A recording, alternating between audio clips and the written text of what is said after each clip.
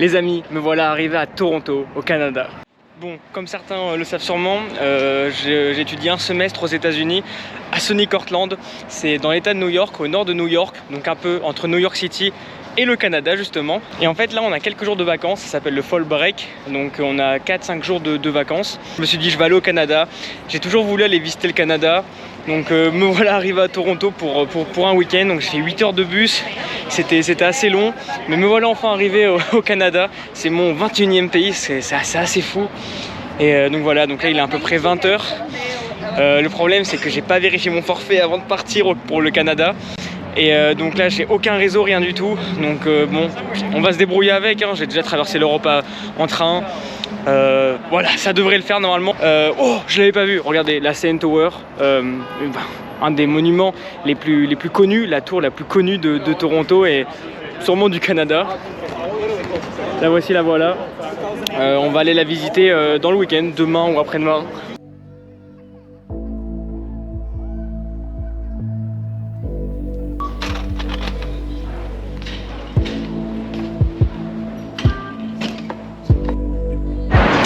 Bon, maintenant, c'est bien d'être arrivé à Toronto. Là, il faut prendre la direction de mon auberge de jeunesse. Alors, j'ai choisi la moins chère. Elle n'est pas forcément très bien notée, il n'y a pas forcément de très bons commentaires. Mais bon, voilà, j'ai traversé l'Europe en train, j'ai fait plus de 7-8 auberges de jeunesse dans ma vie. J'ai déjà fait des auberges de jeunesse avec des avis horribles, alors que c'était très bien. Et des auberges de jeunesse avec des superbes avis, où c'était pas ouf. Donc, on va découvrir tout ça. On va voir comment ça se passe. Allez, c'est parti, je vous emmène avec moi. Bon, je viens juste d'arriver à l'auberge. Bon, c'est exactement comme sur les photos.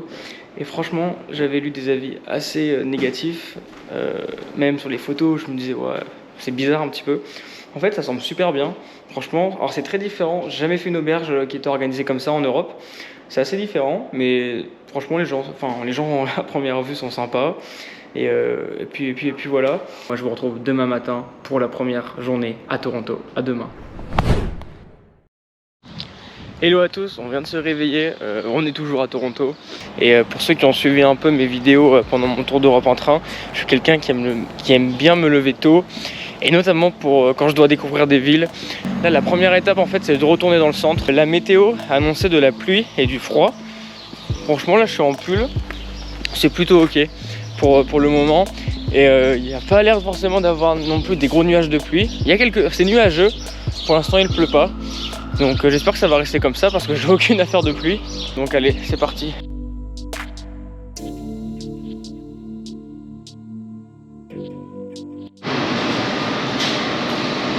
Bon allez, nous voilà installés dans un petit café.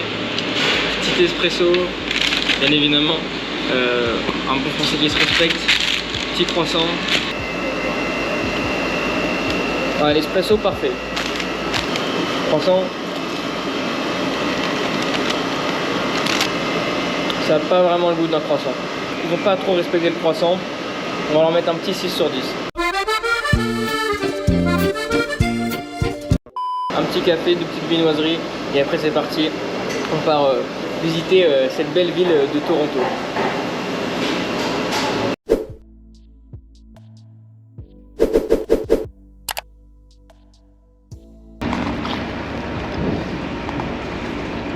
Nous voilà sur le ferry. J'ai payé à peu près 9 $ je crois. Ça reste raisonnable. Quand j'étais allé à Copenhague, dans les villes comme ça, on peut aussi faire du ferry. J'avais payé dans les mêmes prix, donc ça reste raisonnable. Et puis voilà, on va à Ward Island. On va voir ça. Donc Maël, je te fais confiance, c'est toi qui m'as dit de prendre le ferry pour aller à Ward Island. Donc on va tester ça.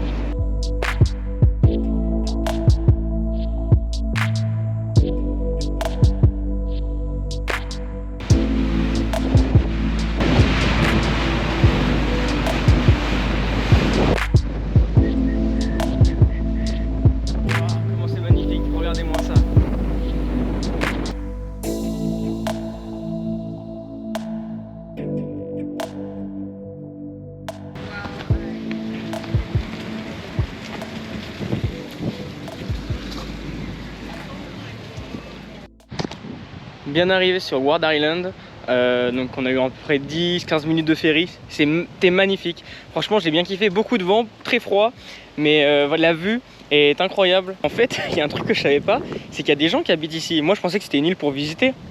Il y a plein d'endroits comme ça où tu as des petites îles, tu visites et puis voilà. Et en fait, il y a des gens qui habitent, il y avait beaucoup de gens dans mon bateau en fait qui avaient des caddies de course, qui étaient en vélo. Et en fait, ils habitent ici. Et il y a même, là ça je viens de le voir et c'est assez fou, il y a même un school bus. Donc en gros, il doit y avoir une école ici, donc c'est assez dingue quand même. Tu te dis, tu habites sur une île, tu es à l'école sur une île, tu te lèves le matin, tu fais un petit footing, tu as vu sur cette superbe façade de cette magnifique ville de Toronto. Et en fait, l'île est super grande en fait. Donc ici, on a la Centre Island, donc l'île centrale. Ici, c'est là où je suis, moi, donc on est ici. Donc là, on a Ward Island. En fait, il y a 3 îles. Il y a Ward Island, donc l'île centrale ici, et Allen's Point. Je pensais que c'était beaucoup plus petit que ça. Je me suis dit, je viens 1-2 heures, je repars. Et en fait, j'ai peut-être resté une bonne partie de la journée ici parce qu'il y a l'air d'avoir des trucs assez sympas. Snake Island, wow! Je pense que je vais aller la voir. Hein. Et no risk, no story. Hein.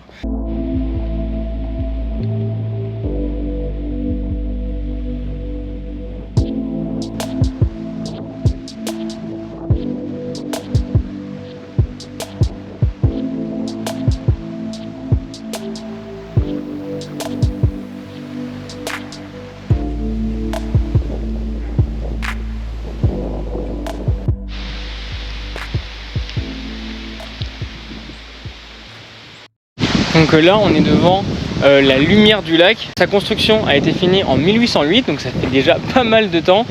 J'aimerais bien vous dire la taille, malheureusement ça parle en feet et moi je parle en mètres. Il y a une petite histoire derrière ce phare parce que la première personne qui gardait ce phare a mystérieusement disparu. Et depuis en fait ce phare a une réputation de bâtiment hanté.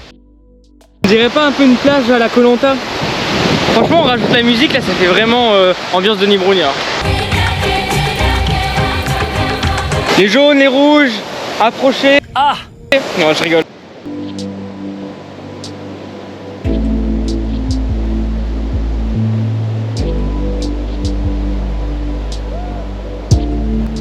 Oh là là, là je suis heureux là. Là, je suis heureux. J'ai le lac Ontario en face de moi. Et la vue est dingue, qu'il pleuve, qu'il vente, c'est pas un problème. J'adore. Là je retrouve quelques sensations en fait de mon tour d'Europe en train où voilà, je me retrouvais des fois seul, enfin, c'est une étendue de nature.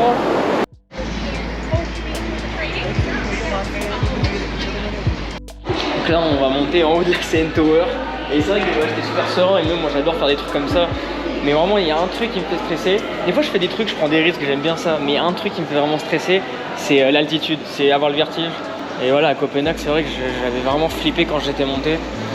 Allez Youn, ça va le faire, t'es grand aujourd'hui. Allez, c'est parti. Donc pour vous parler un petit peu de la tour CN, parce que vous le savez, j'aime bien rajouter toujours un petit point culture dans mes vidéos. Elle a été construite en 40 mois, entre 1973 et 1976. Et de base, elle a été construite pour montrer l'immensitude et le talent de l'industrie canadienne. Son sommet culmine à peu près 555 mètres, ce qui est énorme et ce qui en fait actuellement la 8e plus grande tour du monde. A savoir que jusqu'en 2010, c'était la plus grande tour du monde. Ensuite, il y a eu la construction du Burj Khalifa et la construction d'autres tours. Donc la CN Tower est un véritable monument au Canada. C'est vraiment l'attraction par excellence ici à Toronto. Maintenant, c'est parti, on va monter.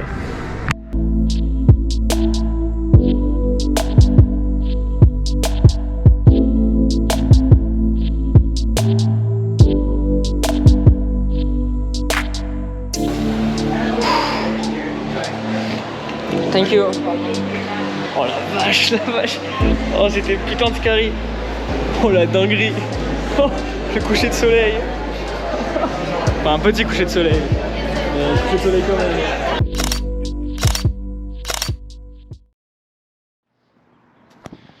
Bien réveillé. On est dimanche. Il est à peu près 8h.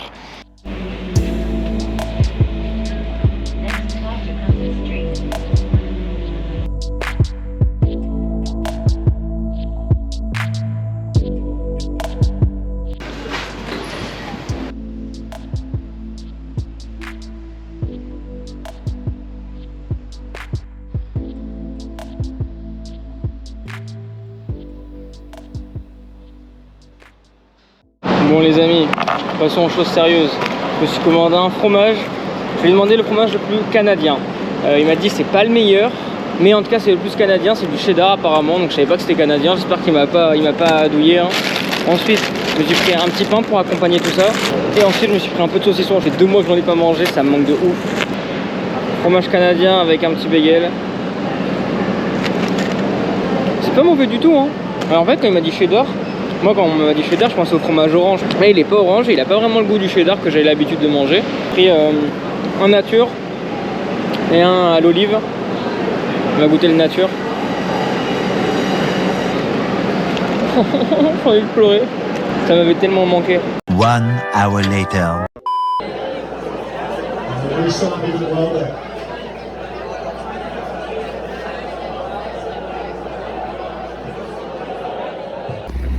J'arrive pas à y croire. On vient de se faire éliminer en quart de finale là. Je suis dégoûté.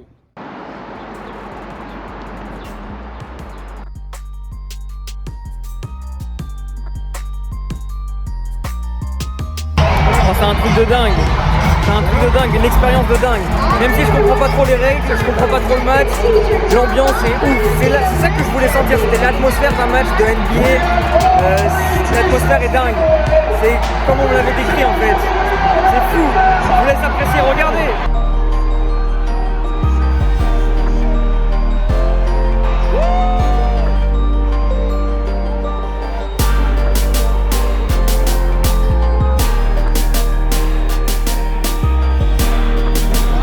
No foul is called on the time man. Number 24, Latham Anderson.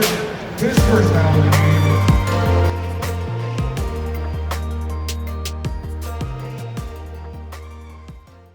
Bon, c'est la fin de ce voyage à Toronto. J'espère que vous avez kiffé suivre ma petite aventure d'un week-end à travers cette vidéo. Et j'espère vous avoir donné envie d'aller visiter l'Ontario. Moi, je vous dis à bientôt pour une prochaine vidéo. Et n'oubliez pas d'aller voyager, c'est important. Allez, ciao, à bientôt.